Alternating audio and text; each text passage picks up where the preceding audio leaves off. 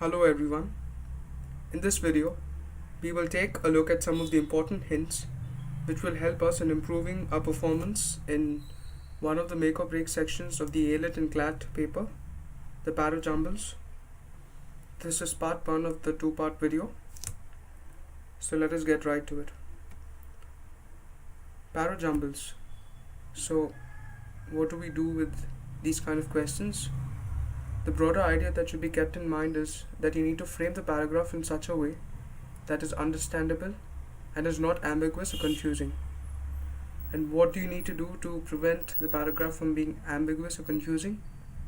You need to follow a flow of ideas. You need to first determine what the author would be thinking in the first place. And the paragraph cannot be abrupt, jumping from one thing to another, one idea to another.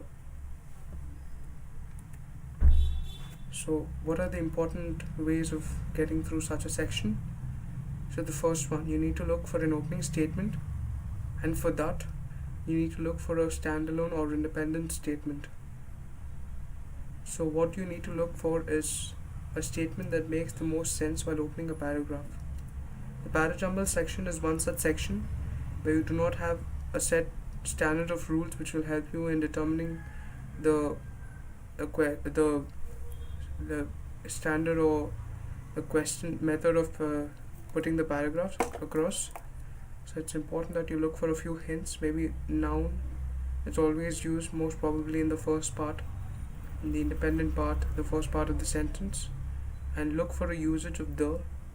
But having said this, the could be used in other parts of the sentence which do not become the first part of the sentence. So I will advise you to look for a broader idea in the first part of the sentence, or the first part of the paragraph. So what do you do next? So after determining the opening statement, you need to look for a pair of sentences and try placing them in order. What this does is it eliminates the small mistakes of not getting the order right. This eliminates the need to somehow miss out on a few statements, get a few things wrong, because sometimes when you even get one statement wrong, it could lead you to lose a large amount of marks. So just be careful, form a pair of sentences. The next one, closing sentence. I think the closing sentence and the opening sentences need to be determined much earlier than how you go about the rest of the sentence or the rest of the paragraph. So what do you look for in a closing sentence? You usually look for thus, hence, and finally. Something that would hint at the author driving a conclusion home or criticizing an idea and leaving an open-ended statement. I think these are the things that you need to look for. The next one, what are the important hints or markers? Some of the things that you need to keep in mind. A pronoun is never used in the first sentence. A noun is used and then a pronoun is followed in the second sentence after the first one. So that's what you need to remember. The next one, the writing usually moves from generalities to specifics. So it's important that you remember this. The author gives a broader idea first and then gets to why this broader idea holds for him, according to him. So you need to look for it. Then the next one is the full form of a sentence is followed by an abbreviation. So if I look at this, I might say that ISI, the Indian Statistical Institute, would be followed by the ISI. So ISI would never be used in the first sentence. This is an important hint. The next one, some of the important elements should be kept in mind. A statement is usually followed by an example. You do not get an example first and then get a statement. So usually this is the way things go about. The next one is the author points out a problem and then gives a solution to this very problem. So you need to remember this, problem and solution. And once the author gives a broader idea, he or she gives the first supporting statement to the idea and then a contradictory statement. You don't have a contradictory statement without having a supporting statement to the idea. So just keep in mind. So let's look at the AILET 2017 question. 3 questions were asked. They asked us to determine which one would be the fifth and some of the other things. So let's look for one such broader idea. And a standalone idea, it doesn't need any connecting or a follow-on statement kind of thing. So the first one,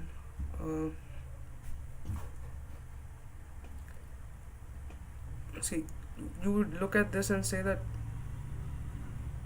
you might say that this is one such thing. Then you would look at L and say this can't be because of the use of since then.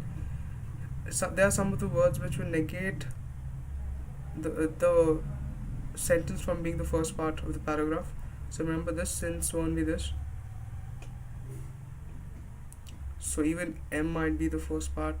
There's K, there's M. N won't be the first part because there's all this. What is the this hasn't been determined yet. To eliminate this. So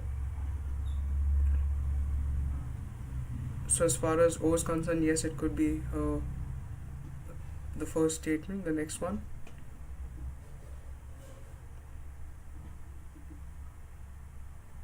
Even P might be. So K, there's a statement being made. The subjugation or enslavement of people is fast becoming a thing of the past. Do you find another statement in connection with this statement? There's no sentence talking about subjugation or enslavement, so this doesn't become the first part. The next one, the Industrial Revolution is in England about middle of the 18th century was a great leap forward. Do you find any statement in continuation of maybe this?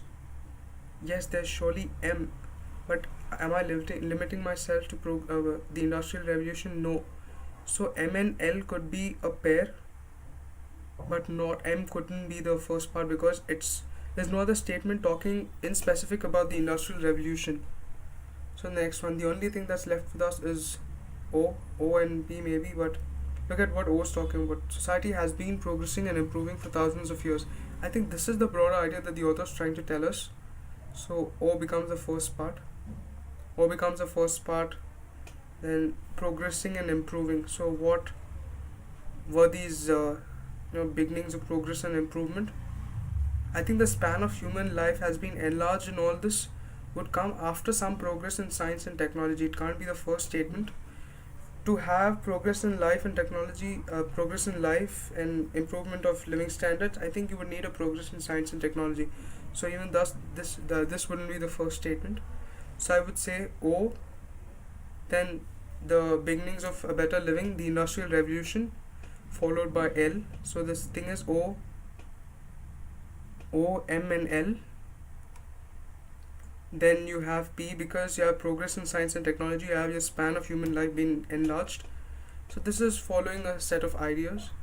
So this is one, O, M, L and P, and then obviously you'll have K because O, N, C, this is the end statement. All this is on the credit of modern civilization. What's the credit of modern civilization? The progress of science and technology, the Industrial Revolution. So all these are modern things taking place, the enlargement of human living and all this. So this is the last statement. This is the last statement. So K. So the order is O first. You have M second, L third, P fourth, K fifth, and N the last statement.